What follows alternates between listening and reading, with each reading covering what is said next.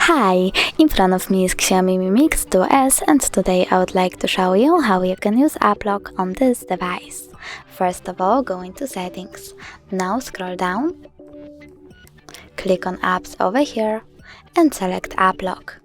Then click on the green button and choose change password. Over here you can select one of the login methods by clicking on the chosen one. I will go with pattern. Now you have to enter your login method, repeat it and tap next. Then if you want to sign up and add your Mi account, go with this green button over here and follow presented instructions. But if you don't want to, you can always click not now, wait 5 seconds and click not now again.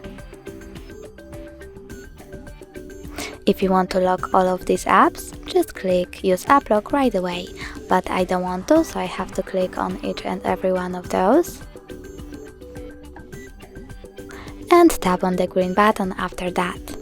Over here you can verify your fingerprint by clicking on the sensor over there, but I don't want to, so I will go with cancel, and all I need to do from here is select apps that I want to lock by clicking on the switchers next to chosen ones.